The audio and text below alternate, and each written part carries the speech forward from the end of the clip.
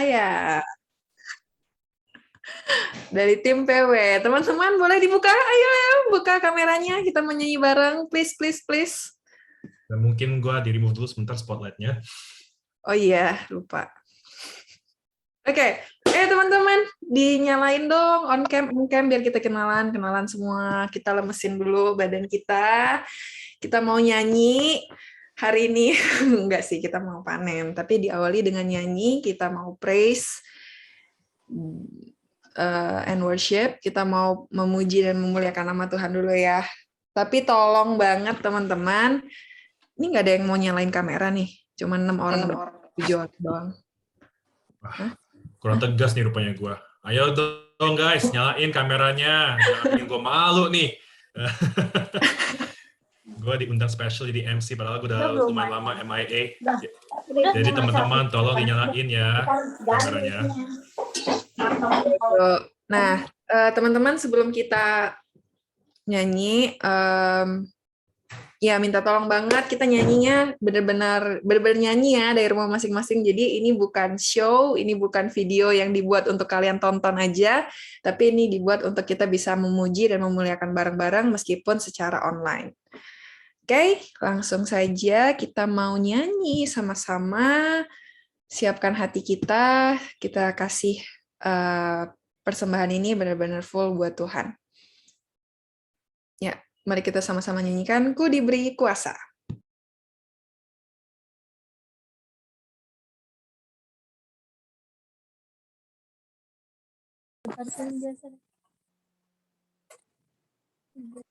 Tunggu bentar. Lupa gue. Oke, sip.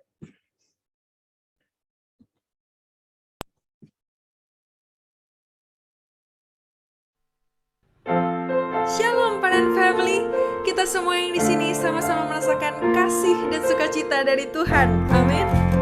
Mari kita sama-sama naikkan pujian dan syukur kita untuk Tuhan, karena Dia telah memberikan kita kuasa yang paling dahsyat untuk mengalahkan segala musuh di bumi ini. Mari kita dengan sukacita naikkan Ku Diberi Kuasa dari Raja yang paling mulia. Ku diberi kuasa dari Raja mulia, menaklukkan musuh di bawah kakiku. Ku pakai kuasa dari Raja mulia. Bila Allah ada bersamaku, siapa jadi lawanku? Sungguh besar Kau Tuhanku, Engkau perisai hidupku.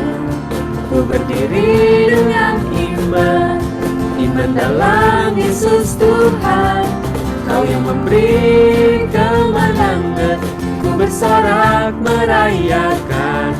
Terpujilah Engkau Raja segala raja. Mari kita naikkan, Ku diberi kuasa dari Raja yang paling mulia. Ku diberi kuasa dari Raja mulia, menaklukkan musuh di bawah kakiku. Ku pakai kuasa dari Raja mulia. Bila Allah ada bersamaku, siapa jadi lawanku? Katakan, bila Allah ada bersamaku, tidak ada yang dapat menjadi lawanku. Siapa jadi lawanku? Sungguh besar Kau Tuhanku, Engkau perisai hidupku. Ku berdiri dengan iman dalam Yesus Tuhan. Kau yang memberi kemenangan, ku bersorak merayakan. Terpujilah Engkau Raja segala raja. Sungguh besar Kau Tuhanku, Engkau perisai hidupku. Ku berdiri dengan iman dalam Yesus Tuhan. Kau yang memberi kemenangan, ku bersorak merayakan. Terpujilah Engkau Raja segala raja. katakan sekali lagi dan kita nyatakan lebih lantang bahwa hanya Tuhanlah Raja di atas segala raja. Dan Tuhan kitalah yang memberikan kita kuasa agar kita mampu terbebas dari segala musuh dan menjadi pemenang di atas segala pemenang. Sungguh besar Tuhan. Sungguh besar Kau Tuhanku, Engkau perisai hidupku. Ku Ku berdiri dengan iman dalam Yesus Tuhan. Kau yang memberi kemenangan, ku bersorak merayakan.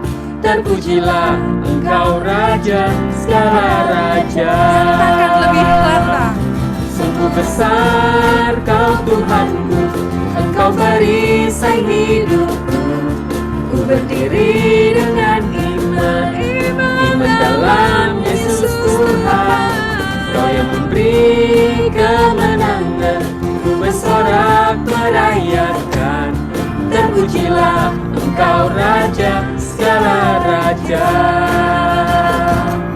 Terpujilah Engkau Raja segala raja.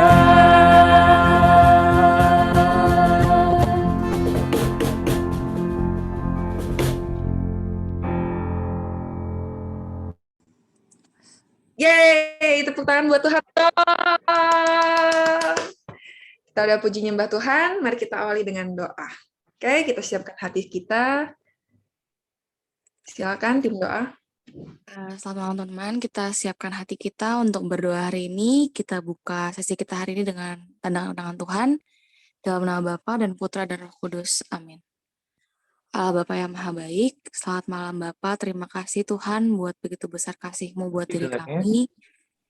Sehingga sampai hari ini kami bisa berkumpul di sini untuk panen hari ini Bapa. Terima kasih buat semua berkat-Mu, buat segala perlindungan-Mu Tuhan yang Kau curahkan buat kami. Dan kami mau ikut panen hari ini Bapa. Kami mau kenal Bunda Maria lebih dan lebih lagi. Biarlah Tuhan Kau yang memberkati Romo Rosi yang membawa sesi hari ini. Biarlah Tuhan semua yang dikatakan oleh Romo Rosi itu merupakan campur tangan-Mu, dan biarlah Tuhan kami semua bisa di sini bisa lebih mengenal dekat Bunda Maria lebih dan lebih lagi. Tuhan, kami mau serahkan semua doa kami ini hanya ke dalam tangan-Mu saja. Terima kasih Tuhan Yesus. Amin. Dalam nama Bapa dan Putra dan Roh Kudus. Amin. Oke, terima kasih banyak tim PW untuk lagunya yang antusiastis sekali dan tentunya untuk doanya juga. Benar-benar penuh dengan berkat untuk menyiapkan hati dan pikiran kita untuk acara malam ini. Nah, oke, malam ini topiknya lumayan seru nih, dan lumayan deep dan meaningful, apalagi karena ini masih bulan Maria ya.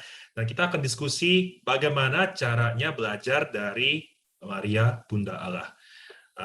Dan dari tempat langsung saja kita kalau gitu dengan guest speaker kita malam ini yang akan sharing tentang topik tersebut. Please put your heads together and welcome, give your warmest welcome untuk Romo Rosi. Oke, Romo Rosi, halo. Thank you Romo untuk kehadirannya untuk acara panen malam ini Romo, dan terima kasih sudah siap. Selamat malam Romo. Selamat datang dan terima kasih sudah hadir dan siap untuk membawa topik malam ini. Romo Rosi mungkin boleh langsung saja masuk ke topik malam ini ya. Silakan Romo.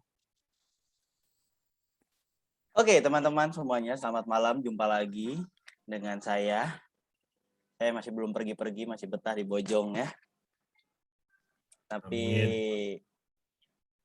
Ya semoga semuanya lancar saja sampai nanti hari ya. Teman-teman, kita mau melihat apa ya namanya ya. Mari kita bermenung bersama. Ternyata dalam proses beriman itu seperti teman-teman selalu punya pertanyaan-pertanyaan di dalam hati untuk semakin hari semakin memperdalam pengetahuan kita soal iman. Atau mungkin juga ada pertanyaan-pertanyaan kecil yang ternyata menggelitik untuk mendalami iman kita jauh lebih dalam. Sehingga kita menemukan pemaknaan baru. Dan itu berangkat dari mana? Tentu saja kita Nah, dalam prosesnya pun kita membutuhkan yang namanya kemampuan untuk berpikir, lalu kemampuan. Tetapi bagaimana caranya supaya itu tidak lari dari. Nah, topik malam hari ini, topik mengenai Maria Bunda Allah, itu adalah topik yang menjadi salah satu perdebatan dalam proses refleksi iman gereja pada masa abad ke-5. Sehingga pada akhirnya dikeluarkanlah dogma Maria Bunda Allah. Nah, sekarang saya tanya sama teman-teman. Mana yang benar? Maria itu diberi gelar Bunda Kristus atau lebih cocok disebut Bunda Allah atau disebut Bunda Kristus? Ada yang bisa jawab?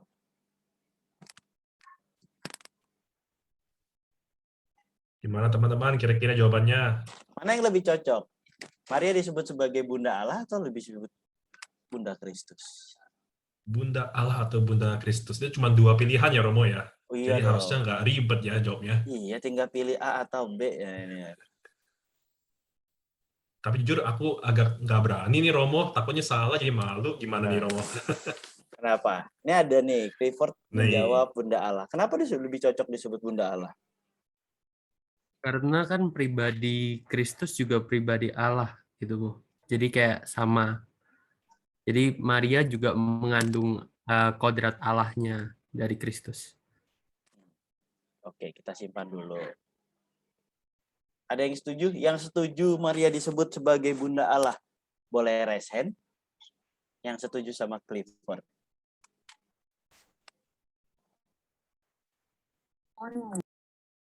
Ada 1. Ayo yang lain. Valen lagi. Yang lain. 3. Wah, sudah 5, 6.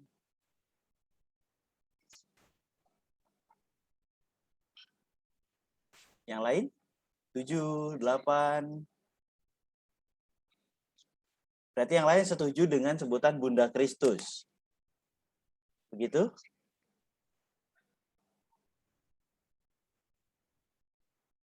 Oke, silakan rasanya diturunkan. Yang lebih cocok merasa bahwa Maria disebut Bunda Kristus siapa? Mega. Ayo siapa?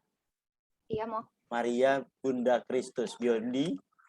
Kenapa lebih cocok disebut Maria Bunda Kristus?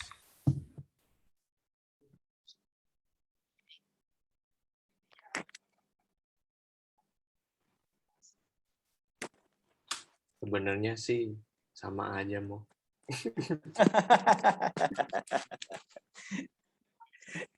Sebenarnya sama aja ya. Tentu nanti Allah kan Kristus. Allah. Nah, ini dia. Nanti ini yang mesti kita luruskan bersama ya. Karena berkaitan dengan gelar di belakang itu pasti ada proses refleksi. Orang diberi gelar itu pasti karena ada sesuatu pada dirinya, ya kan? Nah. Oke, yang jawab Maria Bunda Allah tadi ya. Kalau Allah dilahirkan, berarti bukan Allah dong. Berarti Allah diciptakan, dilahirkan. Lalu di mana letak kealahannya? Kan Allah mencipta nih. Ya kan? Kok sekarang Allah dilahirkan? Gimana? Bukan Allah dong. Dikandung oleh Roh Kudus, mau. Nah, tapi dilahirkan. Suka-suka Tuhan. Katanya suka-suka Tuhan, mau. Suka-suka Tuhan. Jangan gitu dong jawabnya. Ya, itu dia. Teman-teman, kenapa? Karena proses refleksi iman pada akhirnya juga mengundang yang namanya adanya pertanggungjawaban iman secara runut. Gitu. Ya. Jadi teman-teman, yang namanya bermenung itu bukan cuma oh ya kebetulan ya saya lagi ini, lagi itu. Kayaknya Tuhan ini deh. Maka nanti akan bertanya, kenapa teman-teman merasa bahagia? Kenapa teman-teman merasa bersyukur pada Tuhan? Teman-teman harus menjelaskan pertanyaan mengapa. Nah, ini pertanyaan yang tidak mudah untuk dijawab. Ya. Nah, kita mau belajar sedikit di balik pemaknaan Maria Bunda Allah. Nah, saya izin share screen, teman-teman. Boleh?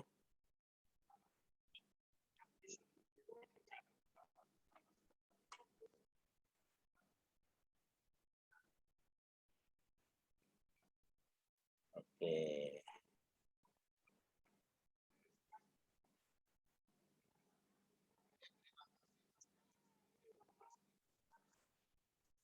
Nah, oke teman-teman. Jadi begini. Proses bermenung Maria sebagai gelar Maria Bunda Allah. Maria Bunda Allah dirayakan pada tanggal berapa? Teman-teman ingat?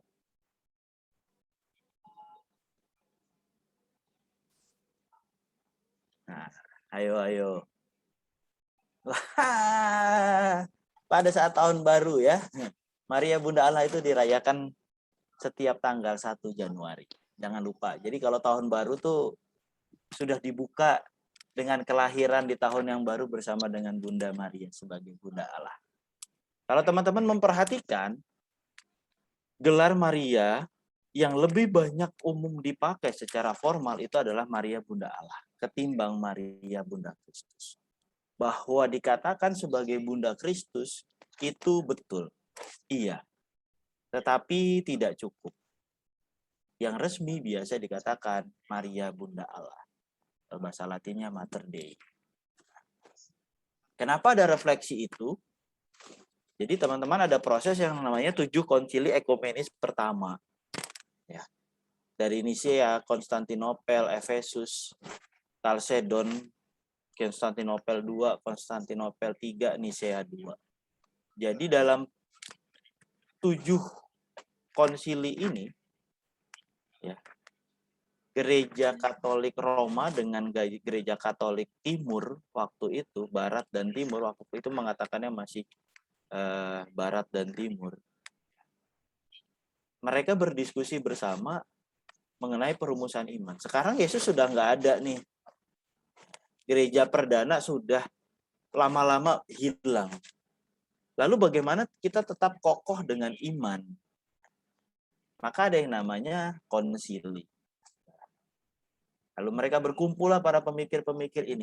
Salah satunya adalah karena adanya ancaman bid'ah-bid'ah, ajaran-ajaran sesat. Maka kalau teman-teman hafal dari hasil konsili Nisea Konstantinopel itu menghasilkan yang namanya syahadat para rasul versi panjang. Nah, dalam versinya itu perdebatan itu banyak seputar soal Yesus Kristus. Jadi mengenai Allah Bapa itu nggak ada persoalan. Semua langsung sepakat. Iya. Bapa. Mengenai Roh Kudus, ya 80%, 90% mereka oke. Tetapi soal Yesus Kristus ini yang tidak mudah. Dan ternyata memberikan implikasi, konsekuensi yang runut secara teologis. Ini yang juga tidak mudah. Maka perdebatan itu terus-menerus. Dan harus dirumuskan. Sebelum pada akhirnya nanti abad 10, Gereja Barat dan Gereja Timur cerai. Jalan dengan jalannya masing-masing walaupun tetap bersaudara. Jadi kalau dalam konsili yang pertama itu dikatakan rumusannya adalah dan akan satu Tuhan Yesus Kristus Putra yang tunggal, ia lahir dari Bapa sebelum segala abad, Allah dari Allah, terang dari terang, Allah benar dari Allah benar. Ia dilahirkan, bukan dijadikan.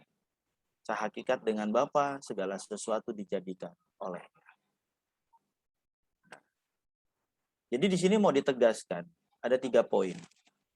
Yesus Kristus itu sehakikat dengan Bapa. Ya. Bahwa ia punya hakikat yang sama, yaitu Allah. Nah, Allah dari Allah, terang dari terang, Allah benar dari Allah benar. Poin yang kedua yang mau ditekankan adalah Yesus Kristus sudah ada sejak awal mula bersama dengan Sang Bapa. Sehingga baru kemudian pada waktunya ia lahir ke dunia. Lahir itu mau menunjukkan adanya proses berbeda lahir dengan dijadikan, ya. Teman-teman itu melahirkan anak, tidak menjadikan anak, ya kan?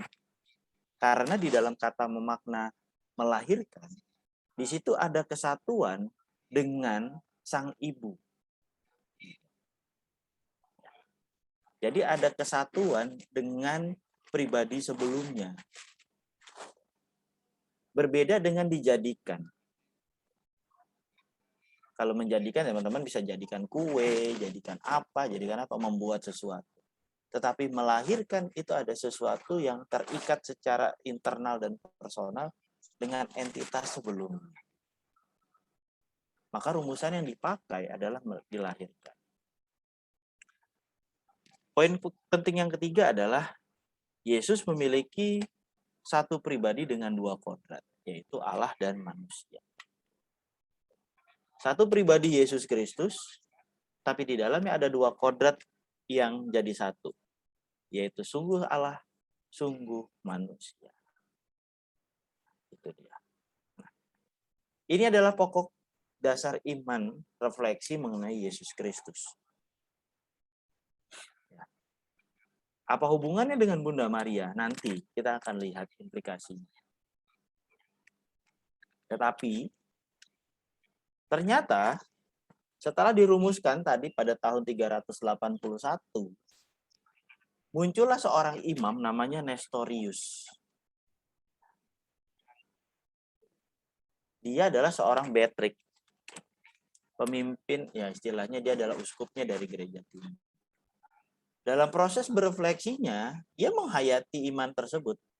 Tetapi sampai pada titik di mana dia berpikir bahwa di dalam diri Yesus sebenarnya ada dua kodrat, tetapi juga ada dua pribadi. Jadi di dalam satu tubuh ada dua pribadi dan dua kodrat. Jadi ada dua subjek.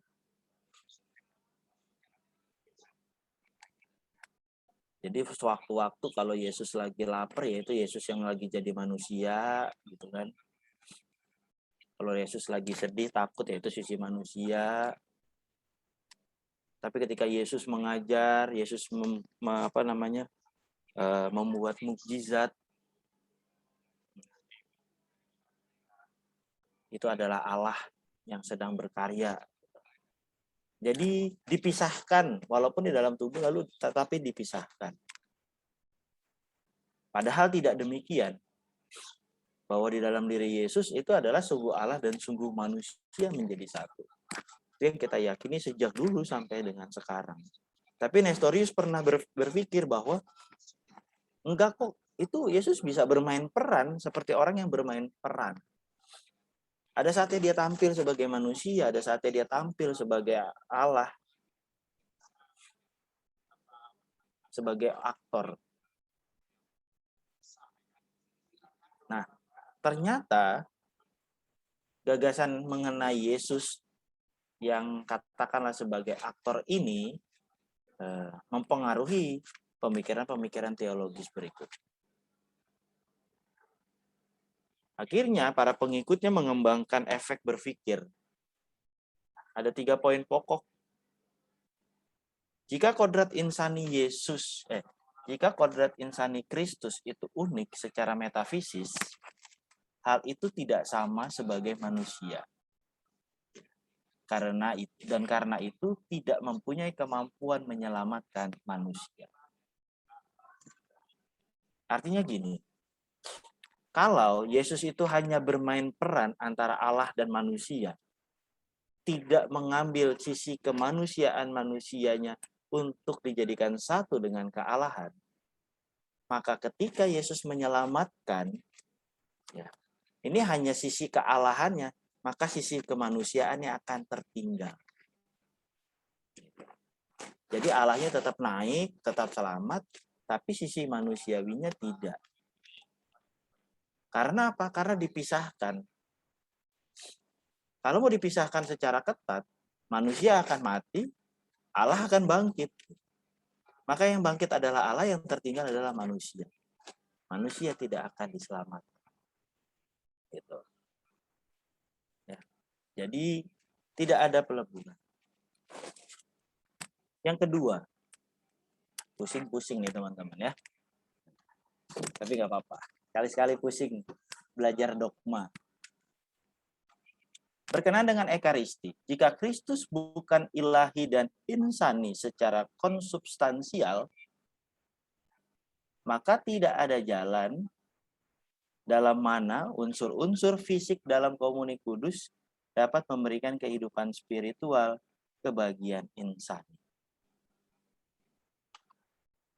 Jadi prinsip Ekaristi, hosti kudus itu adalah tubuh Kristus yang dimeteraikan oleh Roh Kudus. Ya. Maka mengambil model Yesus Kristus yang adalah pribadi insani dengan pribadi ilahi yang bisa menjadi satu dan menjadi sarana keselamatan manusia hadir dalam hosti kudus. Kalau dengan konsep Nestorius yang memisahkan kealahan dan kemanusiaan, kealahan dan kemanusiawian secara ketat, maka hosti itu ya tetap saja tidak ada nilai kesatuan di dalamnya. Dia tetaplah sebagai hosti yang diberkati semata. Tetapi apakah itu menjadi tubuh Kristus? Nah, tentu tidak. Akan ada implikasi ke sana. Nah, yang ketiga berkenaan dengan Bunda Maria, dan disinilah perdebatan mengenai Bunda Maria dan penetapan Maria sebagai Bunda Kristus. Berkenaan dengan Maria, jika dua kodrat Kristus disatukan dengan dalam cara yang unik secara metafisis, maka Maria tidak dapat menjadi Theotokos. Sebab ada batasan terlahirkan tidak dapat berbeda secara metafisis dari yang melahirkan. Jadi begini.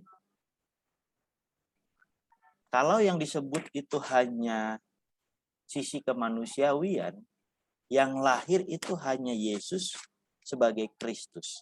Kristus itu kan gelar yang sama dengan Mesias, penyelamat.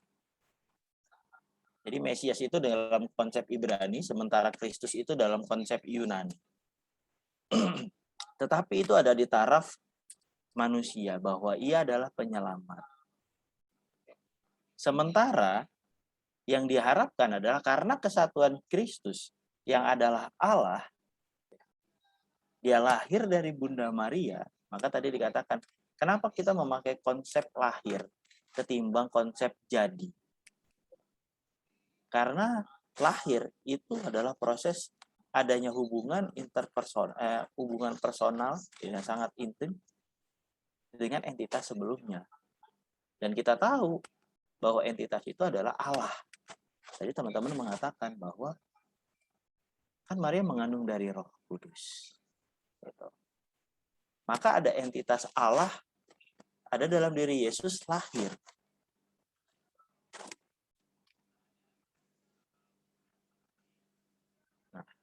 Maka teks dasarnya adalah ini. Kenapa Maria diperjuangkan? Kita akan fokus ke Marianya sekarang. Kenapa akhirnya Maria diperjuangkan oleh gereja sebagai Theotokos? Ia sebagai Kristotokos, iya. Artinya Bunda Kristus. Karena ya memang hadir Yesus secara manusiawi. Bunda Yesus, Bunda Kristus ya. Itu tetap. Ya. Tetapi tidak cukup, tetapi dia juga termasuk Bunda Allah.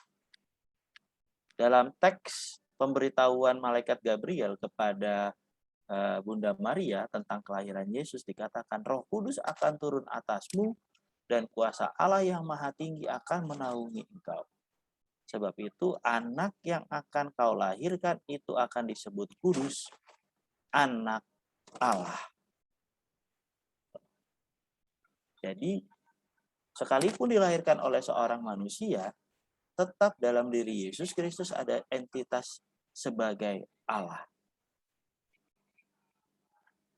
Maka Yesus Bunda Maria dikatakan sebagai Bunda Allah. Tidak cukup hanya dikatakan sebagai Bunda Kristus. Maka ditegaskanlah gelar Bunda Maria. Maka kita bisa belajar. Gelar Bunda Maria sebagai Bunda Allah itu tidak pernah lepas dari pribadi Yesus Kristus. Bunda Maria bukanlah Kristotokos. Bukan hanya maksudnya ya. Tetapi juga termasuk Theotokos. Karena Yesus adalah sungguh Allah, sungguh manusia. Sementara gelar Kristotokos hanya menekankan peran Maria sebagai Bunda Kristus. Pada sisi kemanusiaan Yesus Kristus. Seperti yang tadi saya jelaskan, Kristus itu adalah lambang atau gelar yang diberikan kepada Kristus yang setara dengan Mesias, Sang Penyelamat. Tapi penyelamatnya itu dalam artian penyelamat bangsa. Walaupun dengan Kristus itu akhirnya menjadi penyelamat manusia. Sementara gelar Theotokos mau menekankan dan memberi penekanan bukan hanya soal Maria sebagai bunda, tetapi di situ Maria juga menampilkan wajah bahwa anaknya itu adalah sungguh Allah dan sungguh manusia.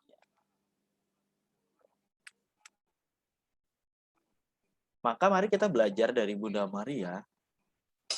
Sebenarnya bukan dari Bunda Maria, tetapi dari gereja, tradisi gereja yang mau melihat dan merefleksikan. Pokok dasar iman kita pada dasarnya pertama adalah Yesus Kristus. Itu adalah relasi utama yang tidak bisa ditawar. Yang pertama dan utama. Kenapa? Karena dalam syahadat tadi yang kita bahas, selain ada Allah Bapa dan Allah Roh Kudus, di situ juga Allah Putra, yaitu Yesus Kristus. Itu relasi dasar pertama, utama yang nggak boleh tergantikan. Sementara peran Maria sebagai Bunda Allah menandakan bahwa Allah sangat mungkin untuk menggunakan manusia sebagai sarana untuk mewartakan kemuliaan. Lewat Maria ditegaskan kembali bahwa Yesus Kristus adalah sungguh Allah, sungguh manusia. Yang ketiga, gelar yang diberikan kepada Bunda Maria tentunya terjadi atau direfleksikan karena Maria dengan Yesus punya hubungan yang mendalam dan sangat jelas. Bukan hanya suatu titel yang disematkan semata, tetapi mau menunjukkan adanya penegasan relasi di antara keduanya.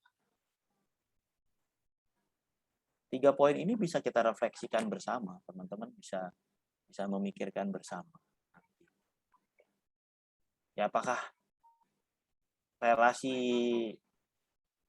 dalam bulan Rosario itu hanya terhenti sampai pada Bunda Maria, atau justru malah juga membawa pada misteri-misteri Bunda Maria bersama dengan Kristus? Kadangkala ketika kita berdoa Rosario, ya sudah kita berdoa kepada Bunda Maria. Tetapi bahwa pengalaman yang menghantar kita berjumpa dengan Bunda Maria dan Yesus Kristus, ini yang kadangkala suka miss, suka lupa. Jadi kita bisa belajar satu poin itu dulu. Sambil nanti kita diskusi, sambil nanti kita tanya jawab. Tetapi kita bisa belajar ini, bahwa dalam proses berdoa kita, apakah kita sudah sampai kepada titik di mana kita juga mengalami Kristus bersama dengan Bunda Maria. Itu dulu dari saya kembalikan kepada moderator. Terima kasih. Terima kasih banyak Romo Rossi untuk sharingnya. Wah, Berat ya, Vin, materinya. materinya cukup advance sih, jujur aja. dan pastinya akan bikin kita semua berputar terus otaknya. Uh, untuk sekarang mari kita bukakan open the floor dulu. Untuk yang ada pertanyaan bisa langsung live tanya dengan Romo Rossi. Kalau belum comfortable untuk langsung bertanya, bisa digunakan link Slido yang sudah di-share oleh Clifford di chat Zoom-nya ya. Bisa langsung di-submit pertanyaannya di Slido. Atau langsung, kalau ada pertanyaan, silahkan di-raise hand. Nanti kita akan panggil. 3 dulu kali ya, Vin ya. Biar nggak kepanjangan. Nanti Romonya pusing ngejawabnya. Ya, bisa. Boleh, Levi. Boleh ada yang mau bertanya ke teman-teman? Kalau enggak, aku mau nanya deh, Romo. Tapi sepele sih, Romo.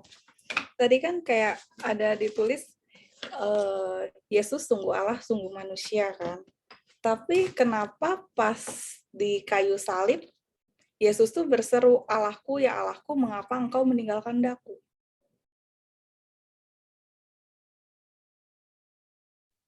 Sorry Romo, itu tolong di-unmute dulu mic-nya. Oke, pertanyaan kedua. Ayo dong teman-teman, jangan malu-malu. Romo ini juga simple sih, mungkin ya. Simple pertanyaannya cuma 2 kata. Kenapa Maria? Gitu aja sih. Apanya nih? Kenapa Maria tuh maksudnya gimana? Dalam artian? Kenapa yang dipilih jadi bunda Allah, jadi bundanya Yesus, Maria dari sekian banyak wanita di bumi ini gitu. Pada saat itu.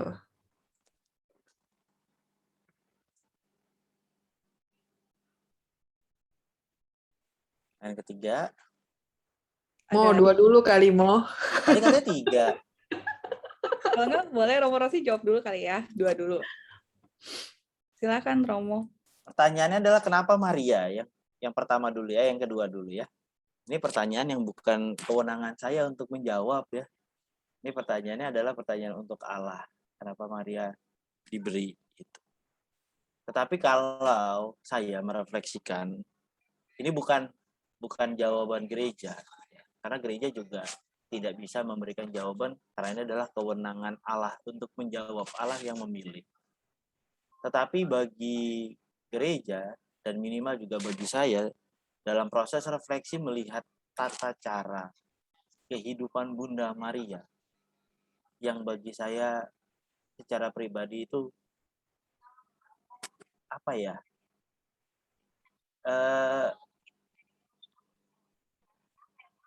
Yang ya sempurna ya.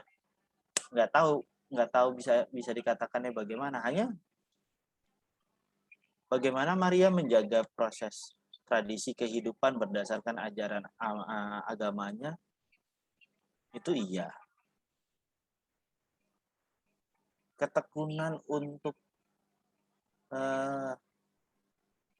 berdoa, itu iya.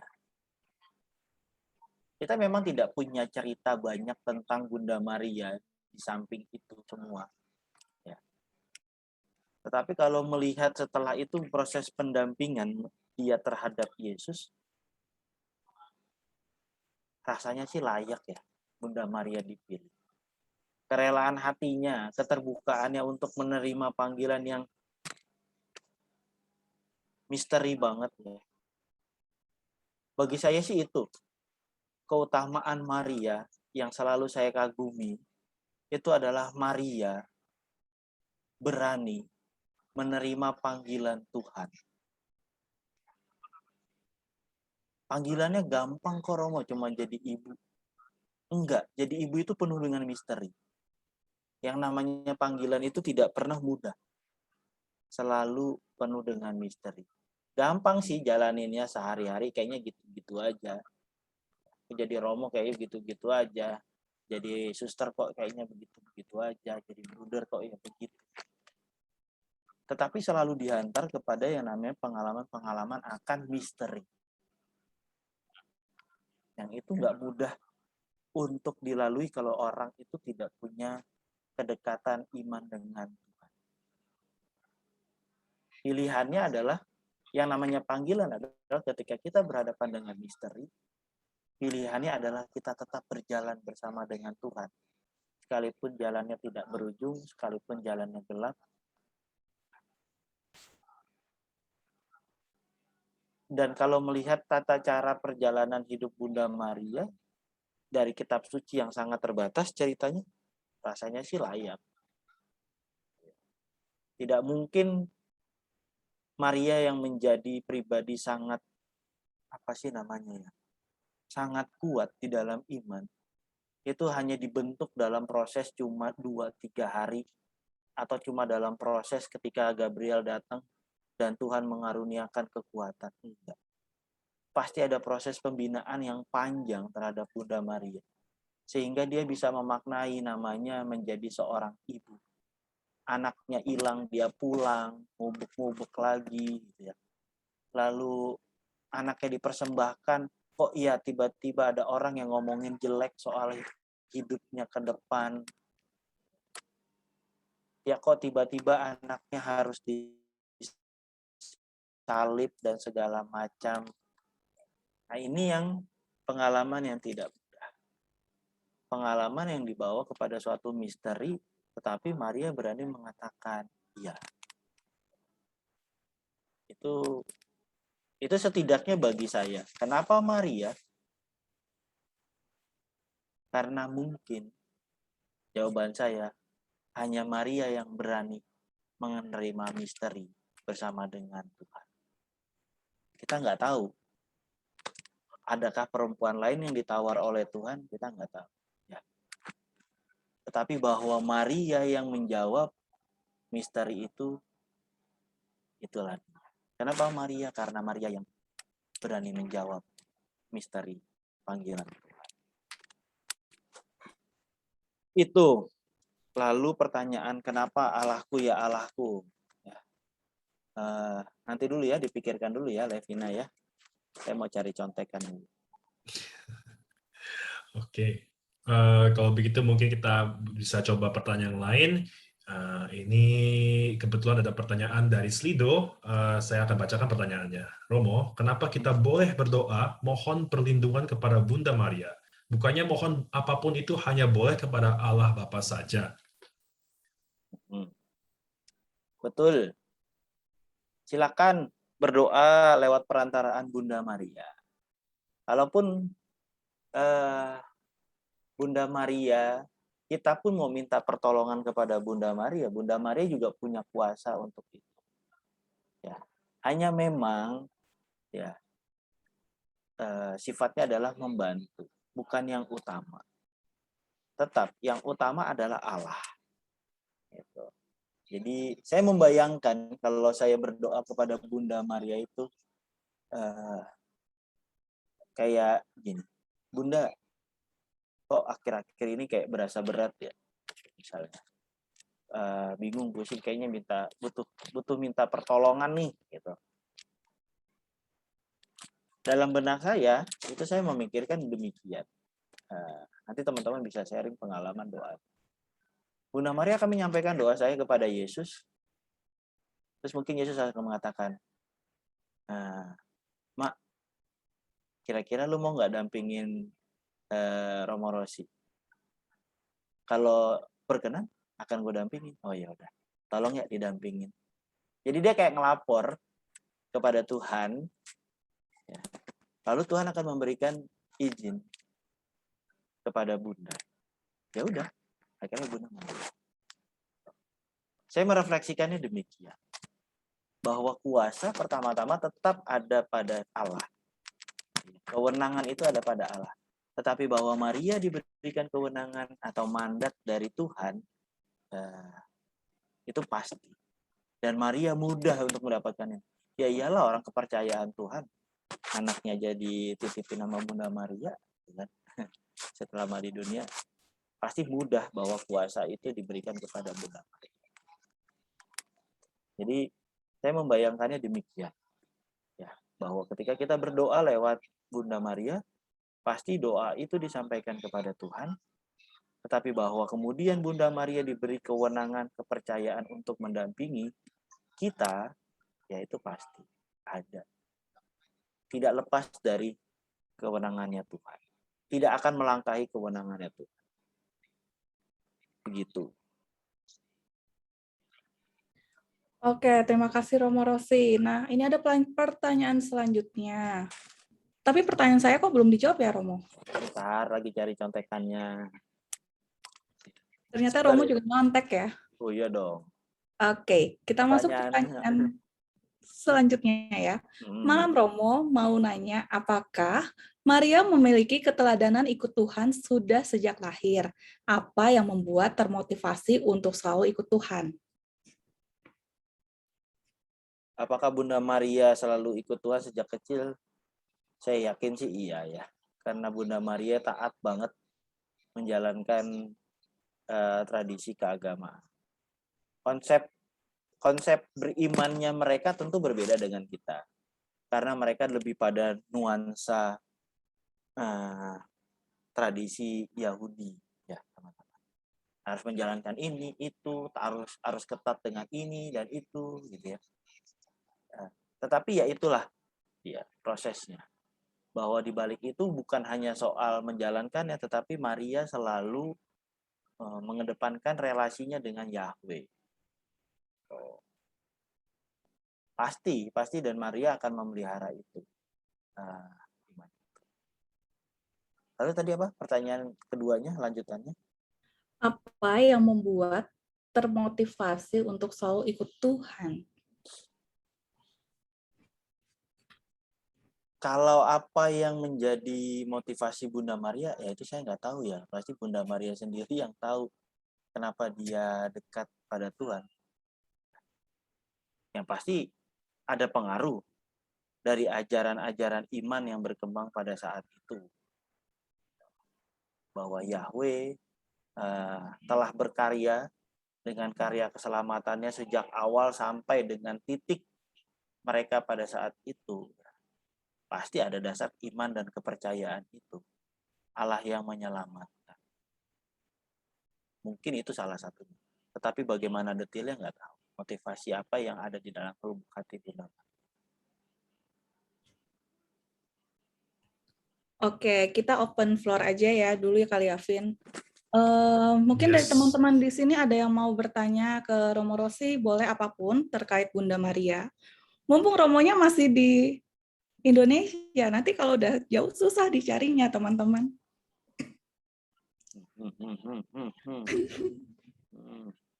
Nggak ada. Kalau nggak ada, kita kembali ke slide dulu. Ada pertanyaan begini, Romo. Perempuan yang ada di... Tunggu Levi. Ini Mega ada yang angkat tangan nih. Oh, oke. Kelihatannya Boleh, dia ada silakan pertanyaan. Mega. Di unmute. Oke. Oke, malam Romo Rosi. Malam. Tadi kan Romo kan ada bilang, ya Yesus kan 100% manusia, 100% Allah, nggak bisa dipisahin kan. Jadi kalau misalnya Maria itu Bunda Yesus di dunia ini, berarti dia juga Bunda Allah gitu. Berarti kalau Yusuf bapaknya Allah, Romo. Gimana, Mo? Menurut Romo? Mengenai peran Santo Yusuf, ya. Mengenai peran Santo Yusuf, apakah ia menjadi Bapa Allah gitu ya? Berbeda peran memang. Pendampingan kepada keluarga Kudus Nazaret tidak pernah disebutkan bahwa Yusuf itu sebagai Bapa Allah gitu. Tidak. Karena relasi yang personal pertama-tama itu adalah Allah lewat Bunda Maria. Tetapi tidak mengecilkan bahwa berarti Yusuf tidak punya peran dong, tidak mendapatkan gelar itu.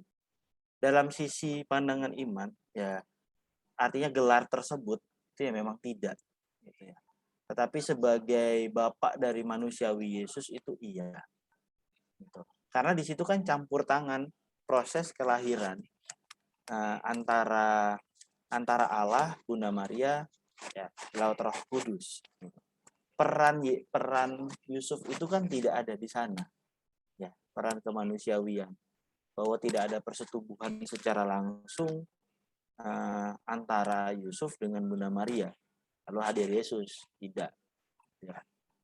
Tetapi yang terjadi adalah Roh Kudus lewat perawan Bunda Maria lalu melahirkan Yesus. Sementara kebutuhan hidup Yesus sebagai manusia di tengah dunia memerlukan sosok Bapa yang itu diemban oleh Yusuf sebagai pendamping dari Bunda Maria. Begitu. Jadi karena memang tidak ada campur tangan Bunda Maria, Santo Yusuf dalam proses mengandung dan melahirkan, dalam artian hubungan suami istri. Hubungan suami istri kan itu kan hubungan relasi, tetapi tidak ada sampai pada hubungan intim seperti itu. Maka tidak dikatakan sebagai Bapa Allah, hanya sebagai Bapa Yesus Kristus. Iya, dikandung dari Roh Kudus yang bukan dari Yusuf ya. Bukan dari Yusuf.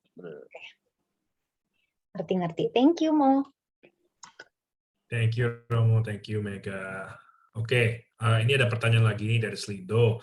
Pertanyaannya adalah, perempuan yang ada di ayat Wahyu 12:1-2 itu Bunda Maria bukan Mo. Dan mungkin boleh saya bacakan sebentar ya. Ia sedang mengandung dan dalam keluhan dan penderitaannya hendak melahirkan, ia berteriak kesakitan. Jadi pertanyaannya, perempuan yang dimention di ayat ini, apakah itu Bunda Maria? Wahyu berapa? Bahasanya lupa aku, 12 ayat 1 sampai ayat 1 sampai 2 ya. 12 Babnya 1 mana, sampai ayat 2. mana? Ya. Ya, catat dulu ya sebentar. Saya harus buka kitab suci. Wahyu 12 ayat 1 sampai 2.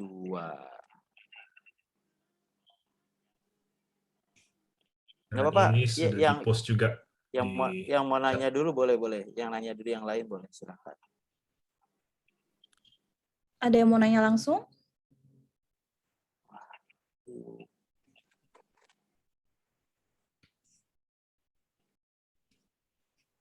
Kalau nggak ada, dari saya dulu lagi. Boleh. Ini kebetulan ada satu pertanyaan yang kayaknya lumayan banyak yang upvote ya. Dan ini lebih spesifik ke pribadinya Romo. Mungkin sambil pikirin Romo boleh dengerin pertanyaan ini. Romo boleh nggak sih cerita bagaimana peran Bunda Maria bagi Romo sendiri secara pribadi supaya menginspirasi saya untuk punya relasi juga dengan Bunda Maria?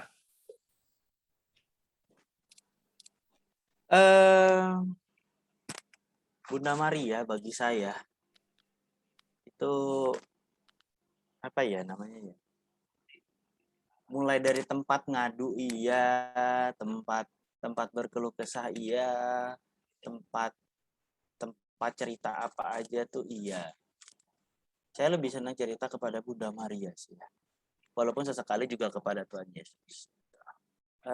Termasuk pengalaman apa ya namanya ya? Pengalaman akhir-akhir inilah ya.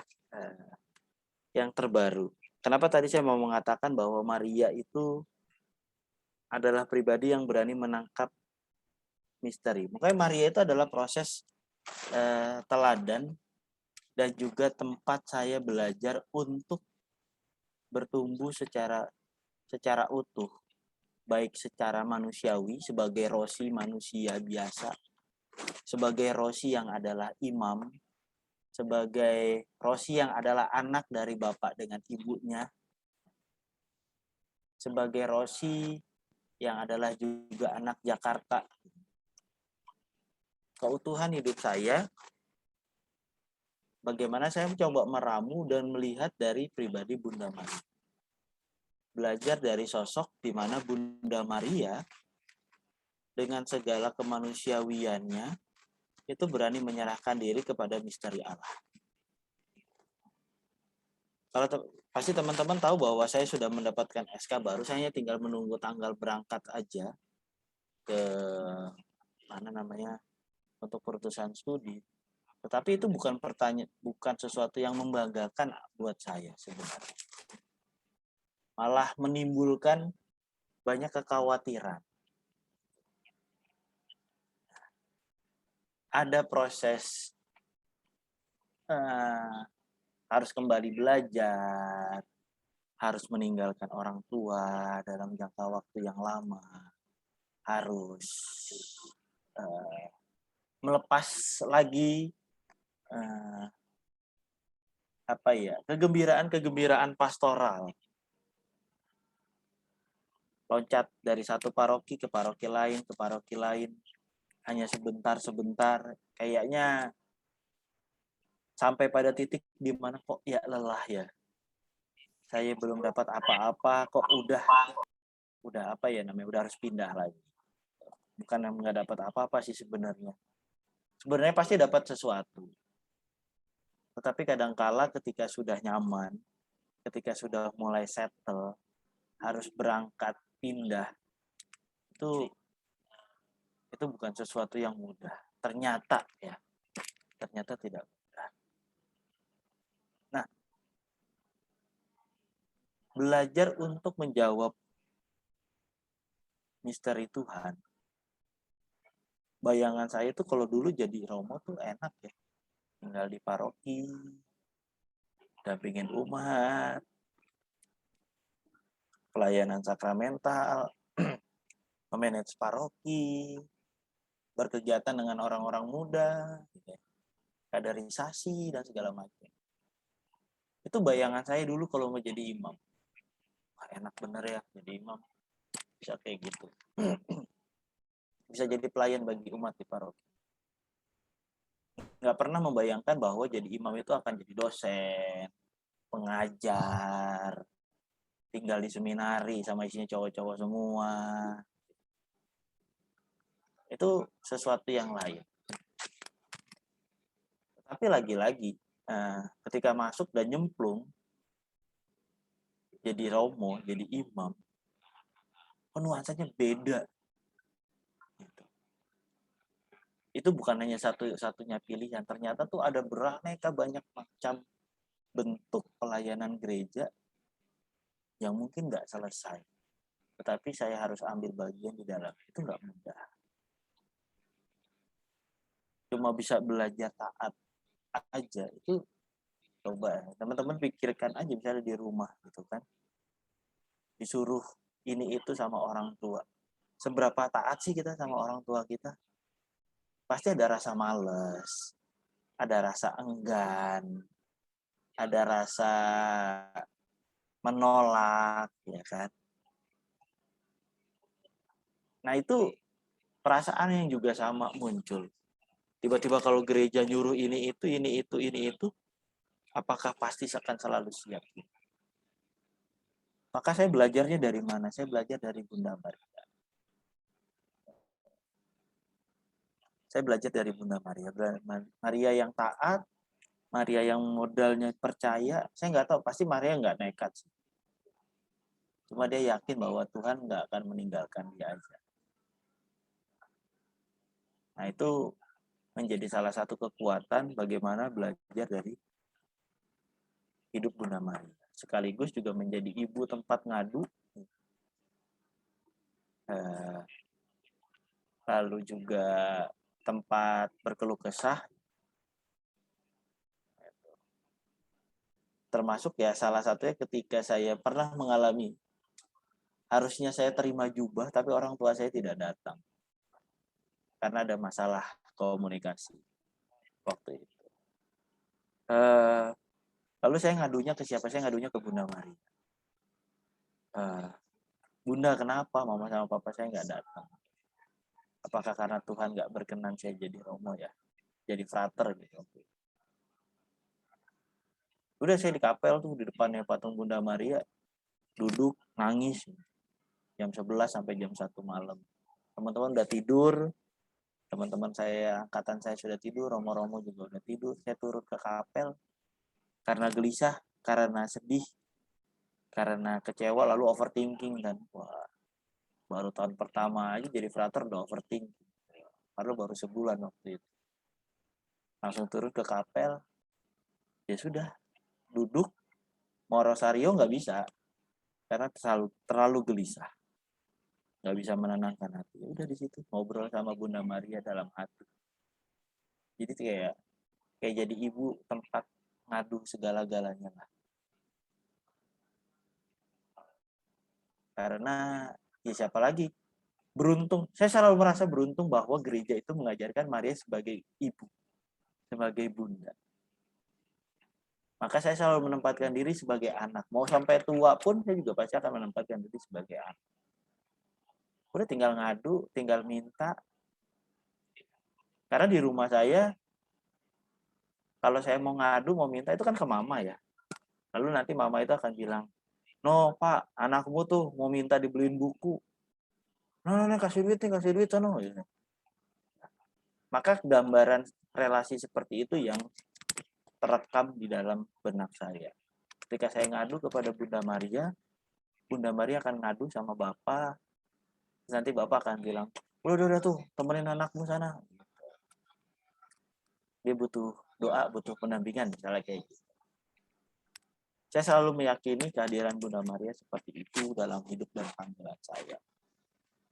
Dengan segala apanya ya namanya ya, segala sisi hidup saya selalu berharap saya menjadi pribadi yang integral di hadapan Allah secara utuh.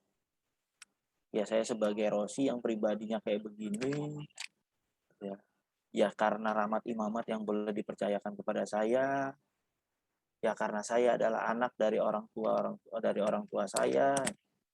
Semua itu akan mempengaruhi hidup saya, tetapi saya mau mensarikan sebagai satu.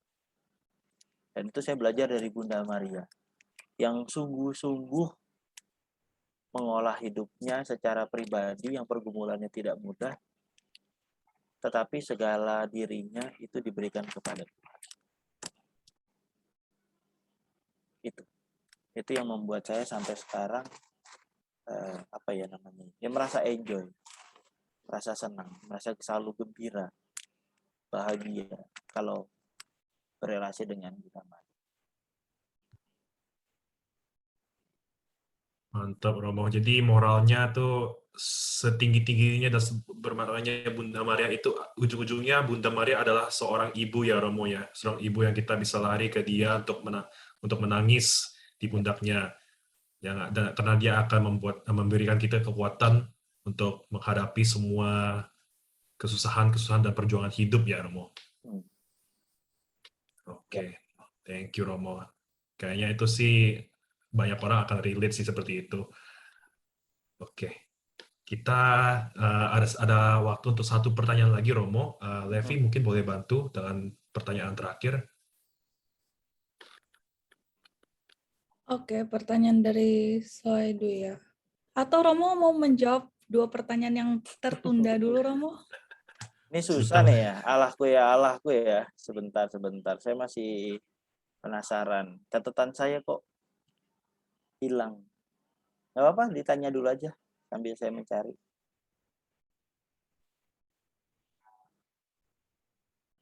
Oke, pertanyaannya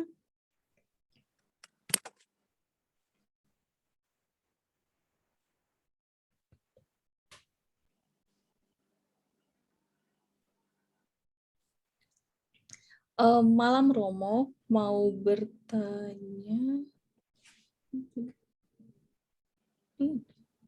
Apa?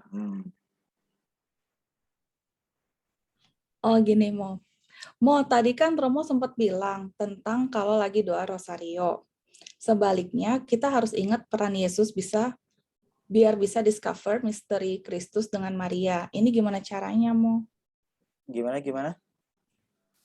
Tadi kan Romo sempat bilang tentang kalau lagi doa rosario, sebaiknya kita harus ingat peran Yesus biar bisa discover misteri Kristus dengan Maria. Ini gimana caranya nih, Mo? Ya, oke. Teman-teman, itu kan dalam 4 peristiwa besar, ya kan ada 4 pokok peristiwa di sana, masing-masing ada 5 kisah. Itu kan kisah-kisah di mana kisah-kisah yang bercerita bukan tentang Bunda Maria, gitu. Semuanya itu adalah kisah tentang Kristus. Jadi 20 peristiwa itu semua bercerita tentang Kristus. Tidak ada yang bercerita tentang Bunda Maria. Bahwa Maria menerima kabar, itu cerita bukan tentang Maria, tetapi tentang Allah Kristus yang bagaimana pertama kali akan hadir. Begitu terus ceritanya. Maka itu sebenarnya mengingatkan kita kepada kehadiran Bunda Maria dalam proses perjalanan hidup Yesus. Gitu. Maka baik kalau teman-teman merenungkan peristiwa-peristiwa peristiwa-peristiwa dalam Rosario Suci, itu teman-teman cobalah memposisikan, melihat kalau misalnya Yesus, contoh ambil peristiwa apa? Peristiwa Yesus diketemukan di bait Allah. Coba kita membayangkan situasi seorang ibu yang kehilangan anaknya, lalu dia mencari. Pengalaman apa sih yang akan terbentuk? Perasaan apa sih yang akan mengalir di dalam diri kita? Nah, itu pasti ada relasi antara Bunda Maria dengan Yesus. Dan semuanya demikian. Tapi kan ada peristiwa-peristiwa yang dimana itu cuma Yesus doang, Romo, gitu kan. Tetapi coba membayangkan dalam peristiwa kisah tersebut, misalnya Yesus wafat di kayu salib. Kita tahu bahwa dalam kisah itu sebenarnya Maria hadir di kaki salib Yesus. Nah, itu kita bisa refleksikan. Yesus didera, misalnya peristiwa itu. Bagaimana kita memposisikan hati seorang ibu yang melihat putranya sedang didera? Penderitaan apa yang sedang diperjuangkan oleh Yesus sih, sehingga Bunda Maria kok enggak sehisteris itu gitu.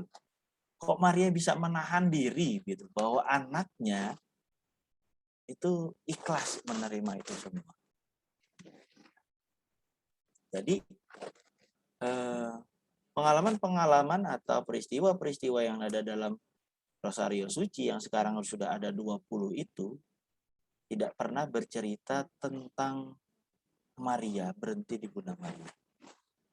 Tetapi ternyata bercerita tentang Kristus, di mana Maria mungkin bisa hadir dalam peristiwa-peristiwa itu. Maka pertanyaannya yang kita renungkan adalah apakah kita pernah menempatkan Bunda Maria dalam pengalamannya bersama dengan Yesus. Karena tidak bisa dipisahkan antara Maria dengan Yesus. Itu. Maka kalau mau diingatkan, udah jelas kok diingatkan oleh gereja. Karena peristiwa-peristiwa itu berbicara soal tentang Yesus. Begitu. Jadi teman-teman nggak usah pusing. Ceritanya itu adalah cerita tentang Yesus. Tinggal menempatkan diri bahwa pengalaman saya bersama Bunda Maria ikut Kristus itu bagaimana. Itu dia. Oke. Thank you banget Romo untuk jawabannya untuk semua pertanyaan kita. Namun mungkin masih ada beberapa pertanyaan yang belum bisa dijawab untuk sekarang karena kita harus masuk ke acara selanjutnya. Oke. Saya jawab satu boleh? Oh, boleh, silakan Romo. Levina, ya tadi ya. Yang PR-nya ya akhirnya ada perjawabannya. Mengenai yang Levina nantilah nyusul. Sementara yang kitab Wahyu. Saya mau membaca salah satu komentar kitab suci mengenai kitab Wahyu bab 12 ayat 1 sampai 2 tadi ya. Mengenai hadirnya seorang perempuan yang sedang hamil lalu hendak melahirkan seorang putra. Lalu dituliskan demikian.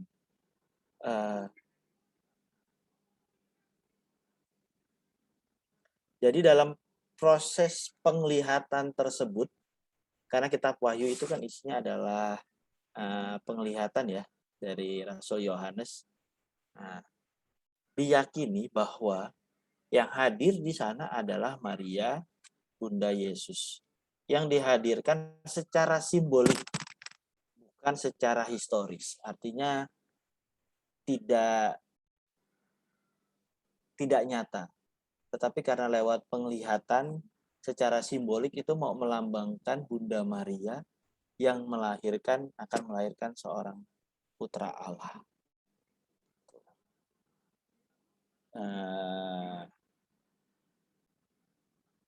Lalu juga dikatakan, nggak sih paling gitu.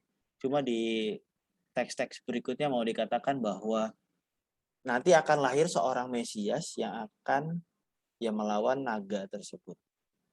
Gitu. Yang akan mengalahkan. Nah itu ya, mengalahkan setan yaitu Yesus Kristus itu. Tetapi itu adalah bukan Bunda Maria yang hadir secara historis, berarti betul-betul seperti Bunda Maria, tetapi itu adalah lambang kehadiran Bunda Maria secara simbolik. Ya, jadi begitu jawabannya. Terima kasih. Terima kasih sekali lagi Romo untuk jawabannya. Terima kasih teman-teman untuk pertanyaannya. Oke, guys, kalau begitu untuk sesi panen malam ini sebenarnya sudah selesai, tapi tunggu dulu, jangan kemana-mana dulu, karena kita masih ada acara yang akan berlanjut. Nah, malam ini ada super surprise special late night event nih. Kita akan main sebuah games, mungkin setelah topik Dogma Maria yang lumayan berat, kita perlu cool down sedikit ya. Nah, kebetulan games ini memerlukan partisipasi dari Romo Rossi. Jadi Romo mohon maaf, stay sebentar lagi ya Romo, sebelum pergi beristirahat. Sip, oke, kalau begitu kita akan mulai acara super surprise special late night event malam ini. Levi, boleh jelasin kita akan ngapain saja? Oke. Terima kasih ya Romo, materinya sungguh berat. Karena sungguh berat itu kita perlu mencairkan suasana. Kita main games ya. Boleh Mega bantu share screen, Kak? Oke. Nah, gamesnya yang pertama itu tentang muncul. Berdinamika bersama Romo Rossi. Nah, kita main tebak-tebakan ya, teman-teman. Romo Rossi itu gimana sih, gitu ya. Kayak sedikit-sedikit kepo tentang Romo Rossi lah, gitu. Nah, nanti. Kan sudah dibilangin Romo akan ada partisipasi dari Romo Rossi. Oke.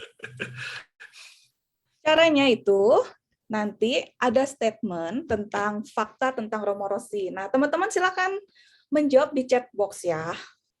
Kita mulai aja. Terus nanti saya klarifikasi gitu ya. Betul, Romo. Betul. Ya dong. Kalau salah diklarifikasi ya, Romo. Tapi kayaknya sih nggak salah lah. Oke, kita mulai. Mau diam-diam dulu yang game pertama ini. Oke, siap. Kita mulai ya. Ya, jawab di chat box, teman-teman. Chat box, oke. Kita mulai yang pertama. Silakan Mega, next. Romo Rossi itu lahir di mana sih? Tadi kayaknya sempat disebut tuh. Iya. Anak mana tuh? Boleh. Ayo. Pak, kalian pada perhatiin nggak? Gimana sih? Ate bilang Jakarta, Petra Jakarta. Joy DKI. Ada Malang. Jakarta. Betawi. Betawi, oke. Kebanyakan Jakarta sih jawabannya. Oke, kita lihat aja ya. Kita tanya Romonya dong. Iya. Sebelum dibuka slide-nya kita tanya Romo tuh lahirnya di mana sih Romo? Ya, saya lahir di Jakarta. Jakarta mana nih Romo? Soalnya ada yang bilang spesifik di Jakarta Selatan. Romo di Jakarta mana nih? Ya, saya di Jakarta Selatan. Saya lahir di daerah Pasar Minggu, ya. Di daerah sana, Pasar Minggu, Jati Padang, Jakarta Selatan. Gitu. Lahir dan besar di sana. Oke. Banyak yang benar ya, ternyata di Jakarta berarti anak OMK Panen tuh kenal lah ya sama Romonya. Kenal dengan Romonya. Oke, kita lanjut ya. Pertanyaan kedua. Nah, Next slide. Sudah berapa tahunkah Romo Rossi berkarya di Satora? Ayo, mulai kapan nih Romo? Ayo. Ada yang tahu tanggal pertama saya datang ke sini? Waduh, Bonus question tuh. ayo ditulis. Cari postnya di IG Satora, boleh. Ada hint dari Kuate, cari postnya di IG Satora. 1 tahun 3 Iya, bulan. bilang 1 tahun 3 bulan. Itu Romo Francisca waktu Alta. pertama kali datang masih kurus banget ya, Mo ya. Sekarang Oh, iya udah beda dong. ya. Wah, next 10 kilo gua. Subur. Parah nih Satora nih. Atau orang emang ini nih bikin gemuk. Oke, ada yang mau jawab lagi? Kebanyakan 1 tahun 3 bulan. Udah Ada bener yang belum? Kali ini Kali kayaknya teman-teman IG nggak Satora. segitu pede ya, cuma 3 jawaban nih. Udah bener belum Mo? Ini Mo. Jawabannya Mo. Saya itu datang menginjakan kaki di Satora itu tanggal 4 September 2020. Nah, coba dihitung tuh. Berarti 1 tahun 1 bulan ya Romo ya? Bulan. Ya, Oktober. Wah, 1 tahun hampir 2 bulan lah. Nanti 4 November berarti 2 bulan. Karena kan 4 September saya datang. SK-nya sih SK-nya tuh per 14 Agustus. Tapi saya datangnya itu 4 September. Karena bandara di Papua waktu itu tutup semua. Saya nggak bisa berangkat dari sana. Oke, kurang lebih ini jawabannya ya bener ya. 1 tahun 1 bulan ya, walaupun ada bilang 2 bulan sebenarnya. Oke, sip. Kita next ya. Nah, tapi ini udah dijawab sama Romo tadi. Aduh. Yang mana? Sebelum di Satora, Romo bertugas di mana? Ya kan Papuanya mana dulu dong kan. Oh, Jelas. Ayo yang tahu nama parokinya. Saya tahu. Satu-satunya paroki Misi Kuskupan Agung Jakarta. Mungkin dulu teman-teman juga pernah sempat membantu, terutama OMK dari mana namanya, dari Satora dulu sempat membantu menyumbangkan dan membangun 2 kelas untuk sekolah dasar di sana. Paroki apakah namanya? Ayo, kalian teman-teman ada yang tahu nama parokinya? Manokwari, Nugini. Irian Jaya, Manokwari.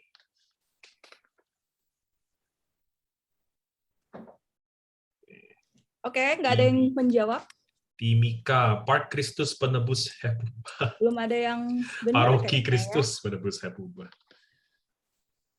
Romo mau menjawab aja atau saya yang jawabin? Ya, Levi kan tahu deh, kita nggak boleh jawabin buat Romo. Nanti cek Romo bener atau mani enggak. ya Romo? Ya mati lampu. Mohon maaf. Nama gerejanya apa? Aduh, gerejanya. Ntar searching dulu apa ya? Ya. Nontek namanya tuh Levi. Masih tentang Paroki Maria juga. Maria menerima kabar gembira Bomomani. Bener kan? Bener dong. Iya, betul. Oke. Next-nya. Kita lanjut ya. Next-nya. Ini nih. Berapa kali Romo Rossi menjadi pembimbing beras? Nah, ini yang ikut beras nih pasti tahu nih. Iya. Berapa kali nih meet up sama Romo Rossi nih? Berkali-kali sih ya. Ayo. 4 ya? 4. Wah. Ada jawaban lain? Bisa. 3 kayaknya, 4 ya. Mungkin belum Tuh. cukup pede jawabnya. Petaninya. Simeon dikurang dari 5, ya iyalah kurang dari 5. Ya iyalah, Cuma di bawah 5. 2 kali Om dari Kevin Cinta sama 2 kali.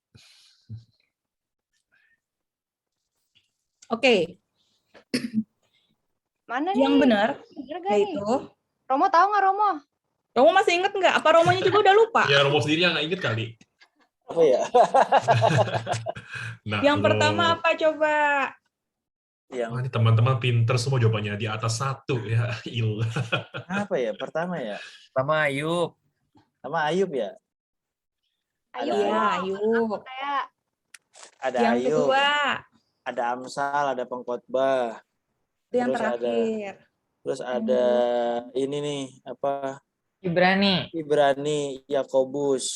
Ya, buka contekan kelihatan. Enggak bukan kitab suci dong. Oke, Udah, kan? jawabannya string 3. Jadi Ayub, ya benar. Yang benar Ate berarti kayaknya satu-satunya yang benar. Oh enggak, ada satu lagi nih, Tea juga 3. Teh lebih komplit jawabannya. Oke, next-nya. Nah, kapan sih Romo Rossi ulang tahun? Ayo. Ayo, Panen pernah rayain loh. Ayo.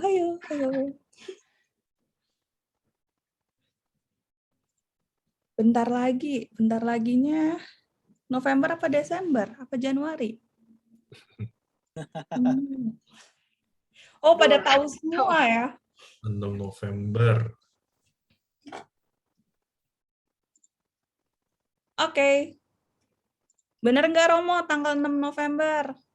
Saya lahir 6 November, betul. Tahunnya? Saya tahunnya 1945.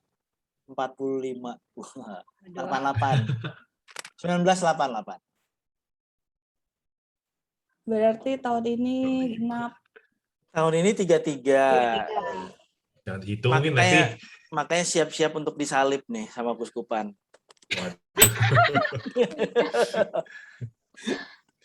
Oke, bentar lagi ya, berarti minggu-minggu depan. Next-nya kita lanjut ya, biar cepet. Next-nya, nah ini. Kalau Romo nggak jadi Romo, cocoknya Romo jadi apa sih? Waduh. Ini Jadi apa yo? Pertanyaan bebas nih guys. Ini pertanyaan bebas. Main sepak bola kali ya? Ya rockstar. Stand up comedy. Gitaris, stand up comedy. Mungkin pemain saksofon, Penyanyi pemain dangdut, bola, penyanyi pemain dangdut. bola. Filsafat, Dangdutan ya Romo? Biondi. filsafat, Bionde bergelandang bertahan. Warna-warni jawabannya dari teman-teman. Kenapa, Mac? Enggak apa-apa. Juragan minyak. Uh, Pelatih AC Milan. pembalap pensiun. Saya sekarang lebih tertarik menjadi pelatih MU ya setelah semalam dibantai 5-0. Oh. Kasihan. Oh ya lupa, Romo agak passionate ya sama bola ya. Pelatih MU jawabannya teman-teman. Yang penting bukan jadi budak korporat untuk Jennifer Anggawan. Oke. Berarti apa Romo? Pelatih MU. Enggak. Saya juga nggak tahu kalau saya nggak jadi Romo, saya jadi apa ya? Hidup saya nggak ada arahnya nih. Waktu kecil mungkin punya angan-angan gitu. Dulu pernah pengen jadi pemain sepak bola, tapi tidak diizinkan oleh mama saya karena takut kaki saya patah. Ya. Tapi baru seminggu jadi imam, jari saya sudah patah. Langsung menghabiskan uang kuskupan baru tabisan ya. Itu. Lalu pernah mau jadi ini. Sebenarnya dulu ada yang namanya insinyur pertanian. Saya lebih senang dengan pertanian. Gitu. Karena saya waktu itu kecil tertarik untuk tinggal bersama kakek saya di kampung. Terus bertani, terus ngangun kebo. Dulu kakek punya kebo gitu. Jadi kalau ke sawah naik kebo.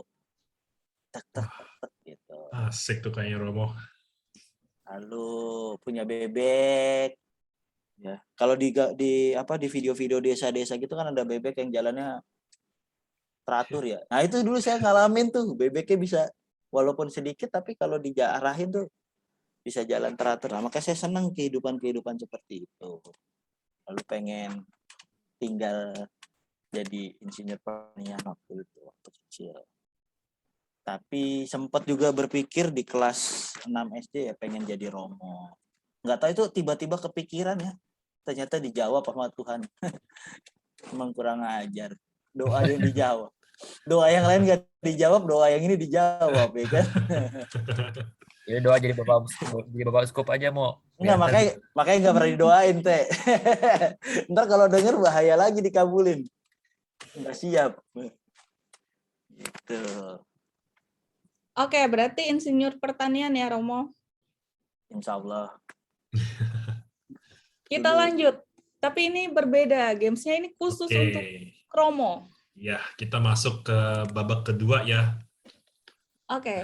Romo, nanti tuh akan ada statement-statement gitu loh, Romo. Tapi nggak perlu dipikir. Nah, Romo tuh silahkan berefleksi.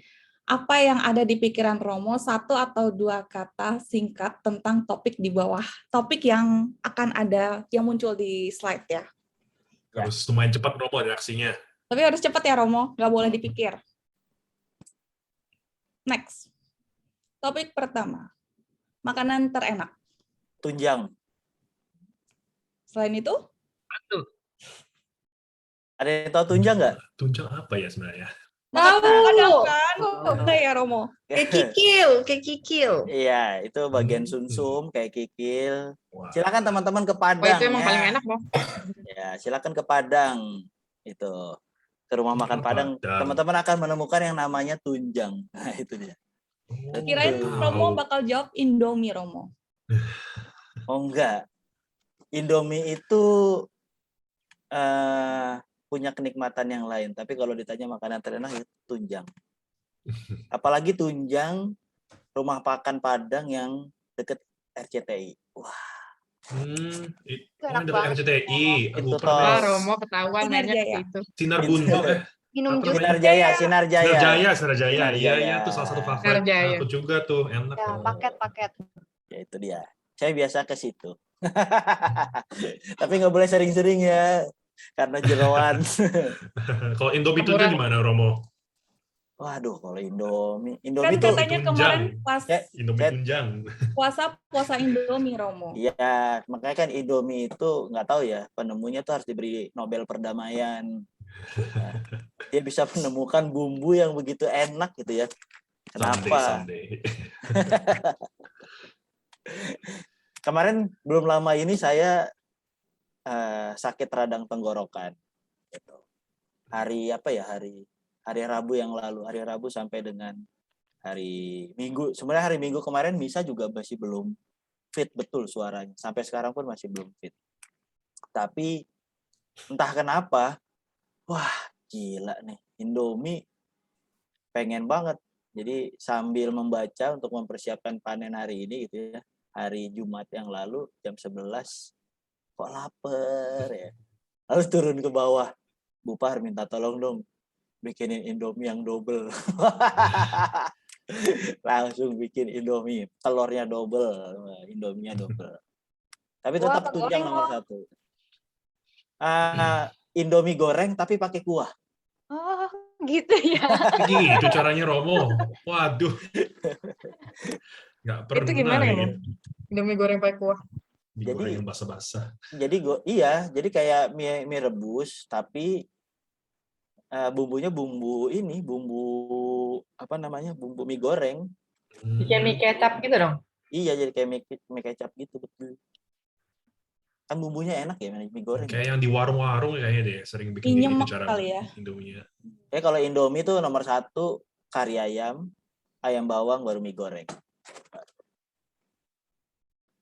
Oke, kita next aja kali ya. Jadi ngomongin Indomie. Bikin lapar. Bahaya nih jam segini ngomongin makanan. Ini gawat nih, ini turun bisa bikin Indomie, ngomongin Indomie. Oke, Romo. Kita next-nya makanan paling nggak enak. Duren. Waduh. Saya anti duren, tidak mau. Bukan Indonesia sejati engkau. Kayak durian sama kepiting, no. 2 itu. Enak-enak. Iya. Apaan enak? Enak, Mo. Bau. Enak, boy. Raja buah sama raja laut.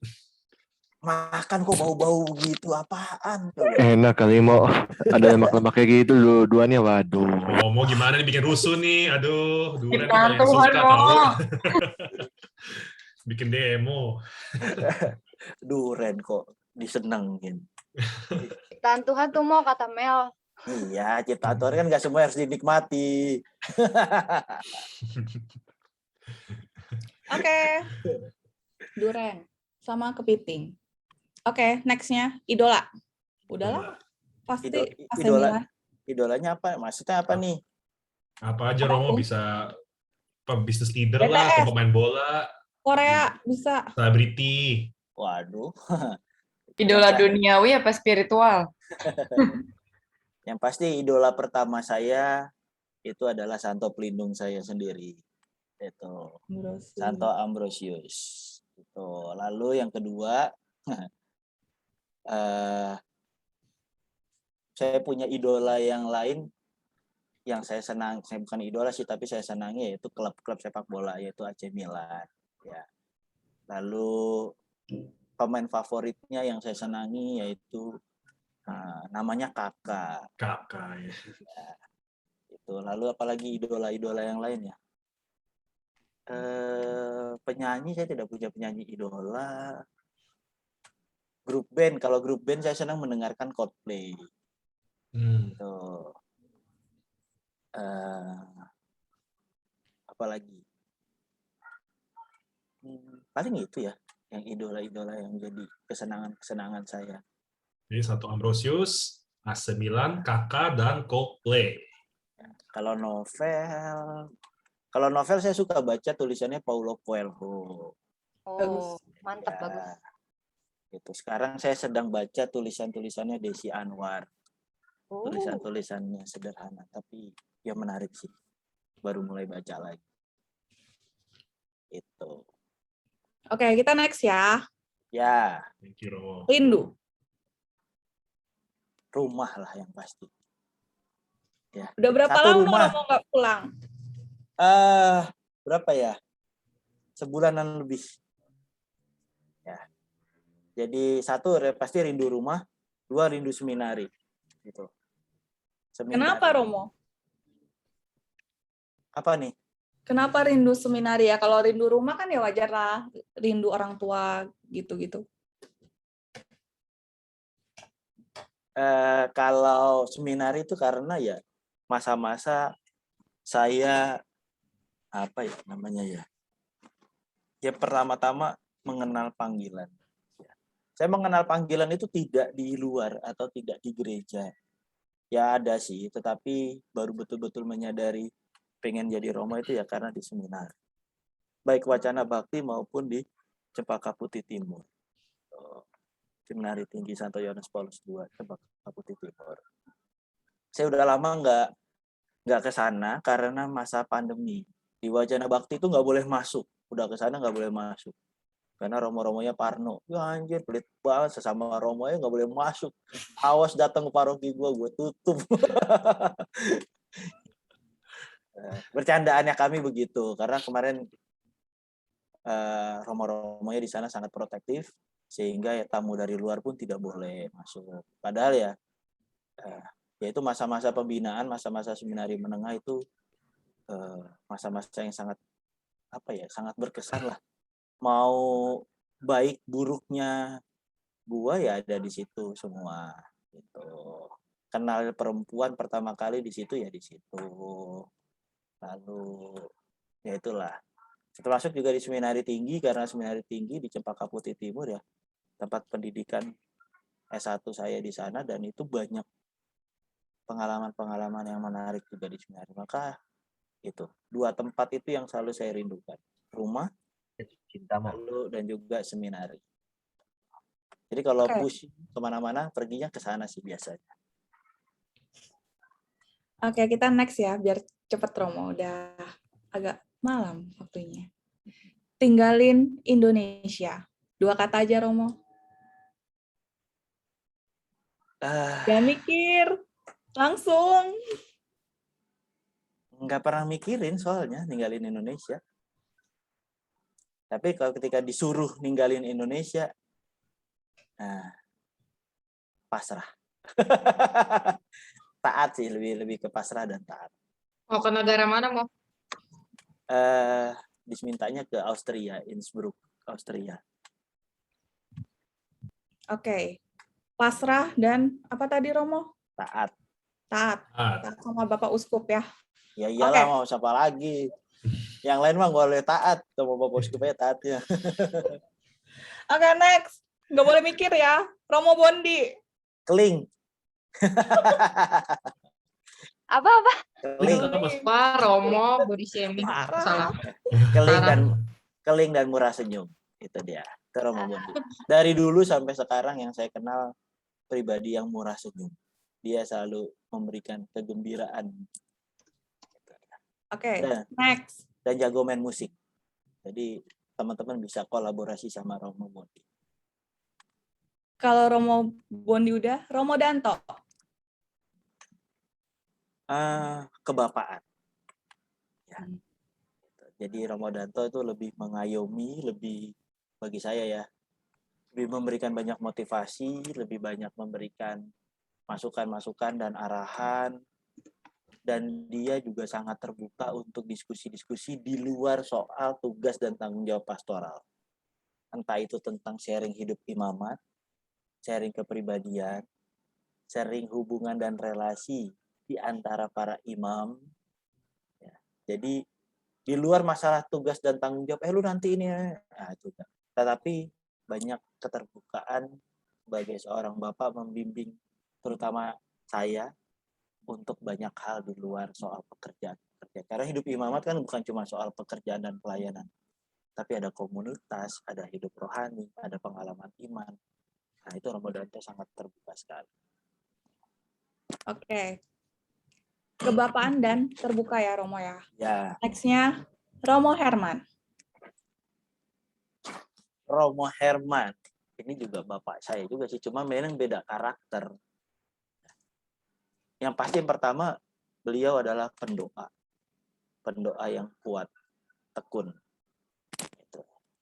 Beliau bisa berdoa dari jam 6:30 sampai jam 8 di kapel.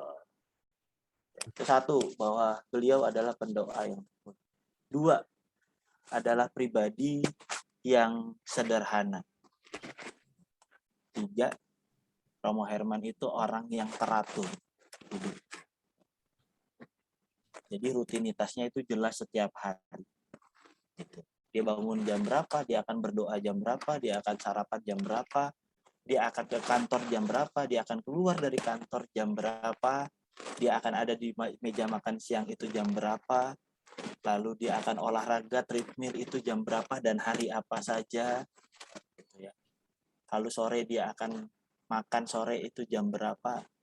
Pokoknya itu nggak akan miss jauh-jauh lah.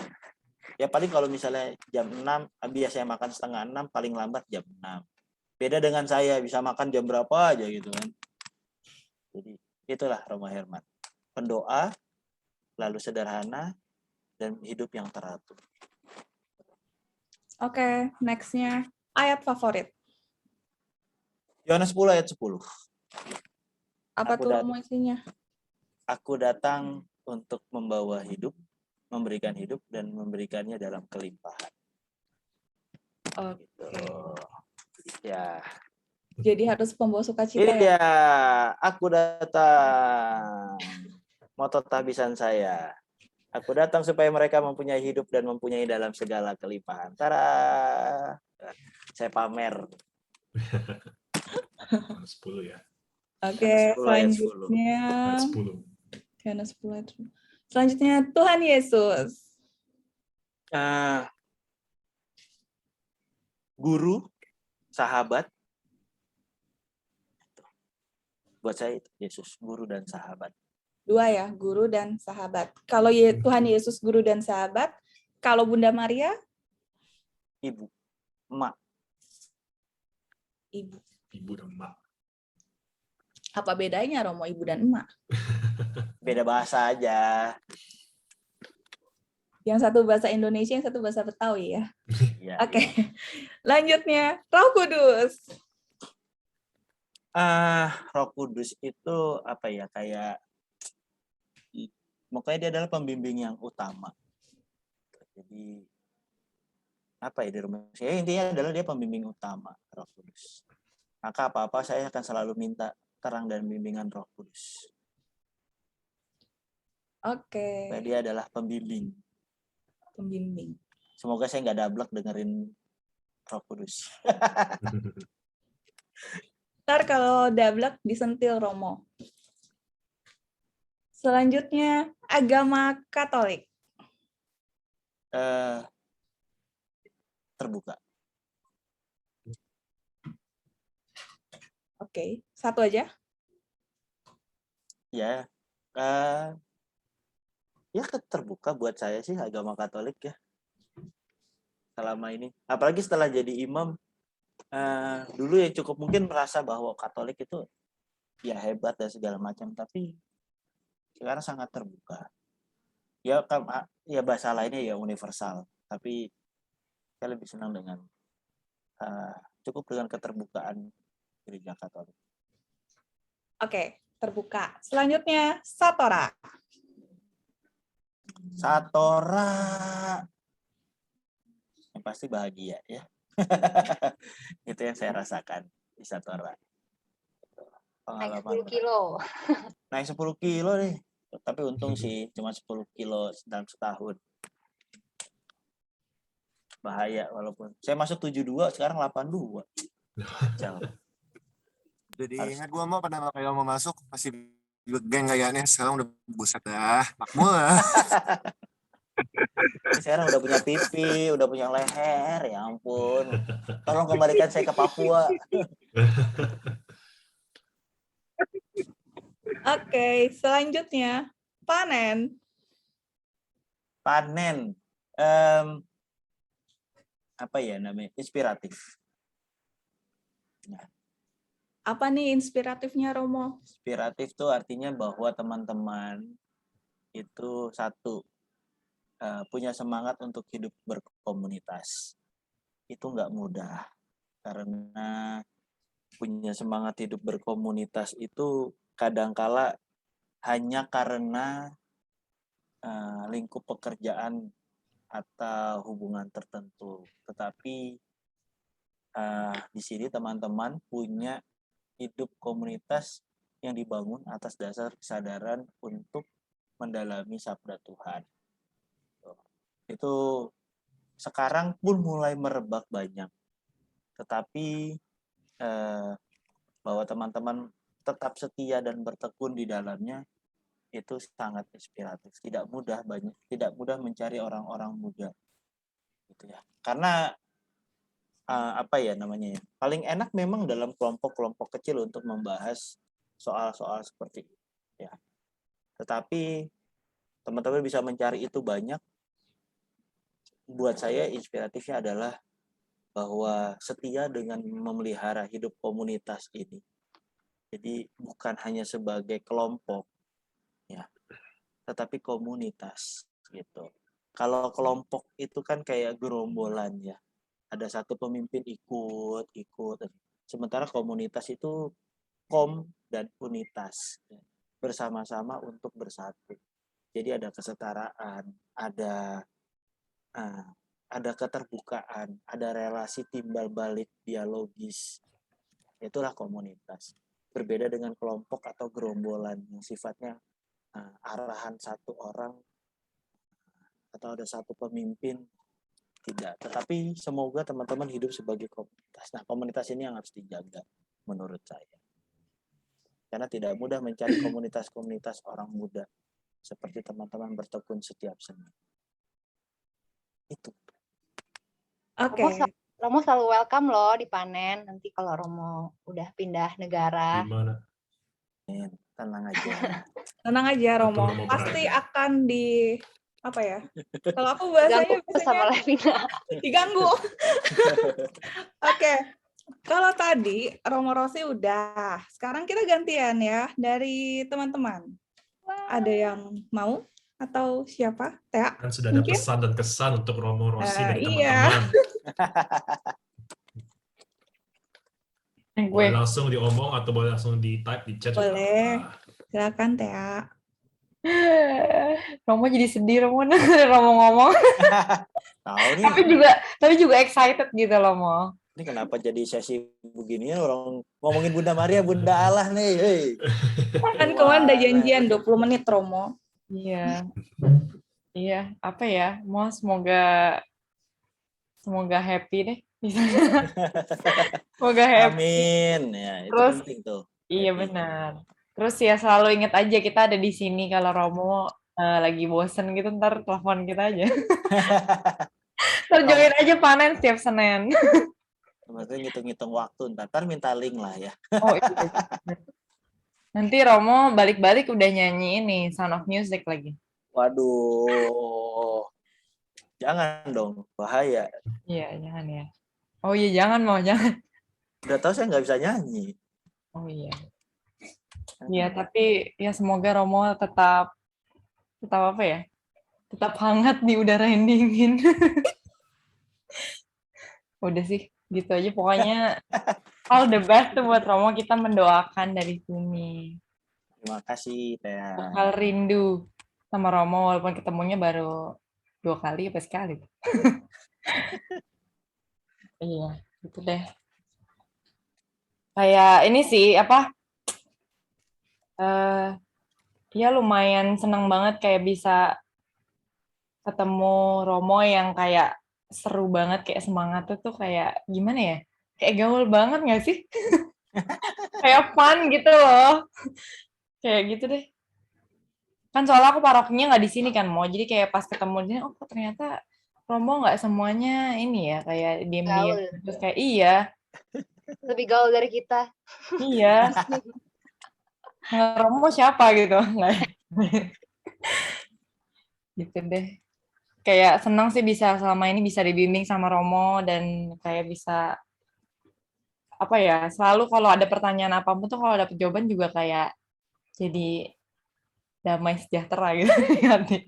Kayak nggak ya gitu lah, nggak membuat tambah bingung, kayak pas. Udah sekian dari saya. Yang lain gimana? Ate.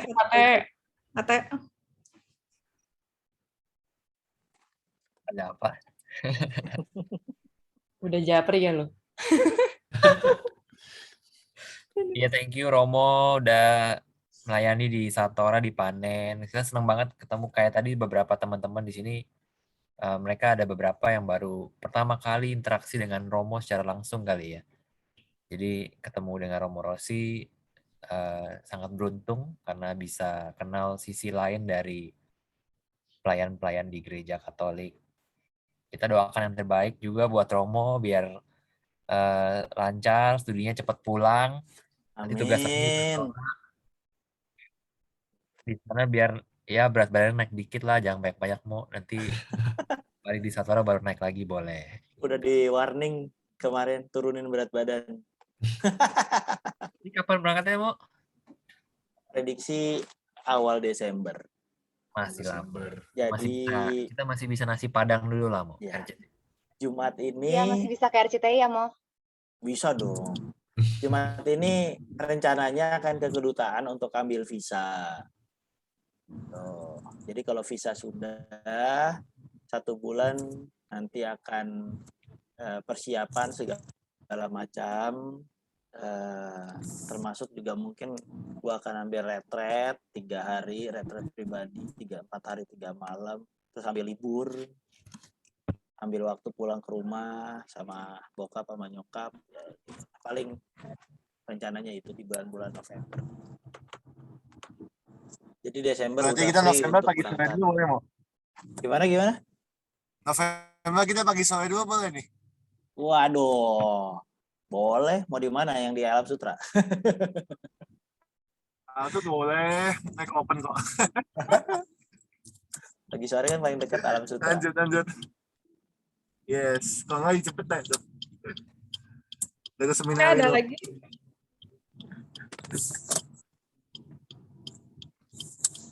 Nggak ada? Kalau sudah, ya mungkin sudah menjelang malam ini ya, sudah malam sekali sebenarnya. Dulu. Oh, ada lagi? Kondi ada nggak sih? Biondi masih ada. Kondi mau ngomong sepatah dua patah kata?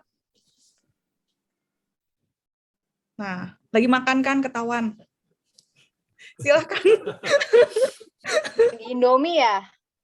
Diam-diam rebus Indomie dia. Ya dong. Ngomongin Indomie terus ya tadi. Gimana ya?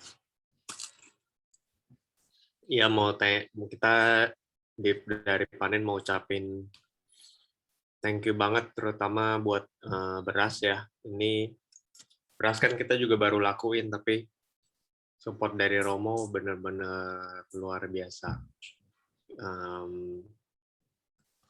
Petani-petani ada bilang Romo Rossi itu sigap bener. Terus dikasih pertanyaan, jawabnya langsung banyak banget panjang gitu kayak always reliable gitu. Jadi ya thank you banget. Semoga Romo nggak kedinginan di Austria. Semoga Romo punya banyak teman bule. Ya, terus selalu dekat sama Tuhan dimanapun. Nanti juga kita ya sering ketemu lah, bisa pakai Zoom gampang. Didoakan mau nanti kita doain dari Panen. Oke. aja. Panen goes to Austria. Ayo, jemput Romo. Oke, karena udah cukup malam, kita sudahi. Ya, Ya, pokoknya semoga Romo tetap setia, bertahan di sana, apapun kesulitan-kesulitan di sana lah, gitu kan. Dan kalau pulang jangan lupa nengok ke Panen, ke Satora gitu. Oke, kita sebelum tutup kita foto dulu kali ya. Nanti setelah foto boleh minta tolong ya Romo ya, doa penutup sama berkat ya Romo. Yap, oke. Oke, teman-teman boleh dong, yuk open kamera yuk. Ayo Cimpamen guys. selalu di mobil kalau Panen.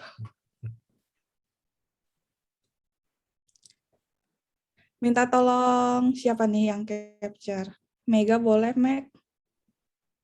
Aku nggak stabil sinyalnya. Mari semua dinyalakan kameranya. Ayo, Oke, Melissa, yuk, nyalain. Clifford, Deta, Calvin. Oh, Calvin. Sylvia. Oke, ada lagi yang mau open? Yuk. Oke, yuk.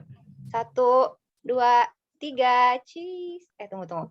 1, 2, 3, cheese. Page kedua. 1,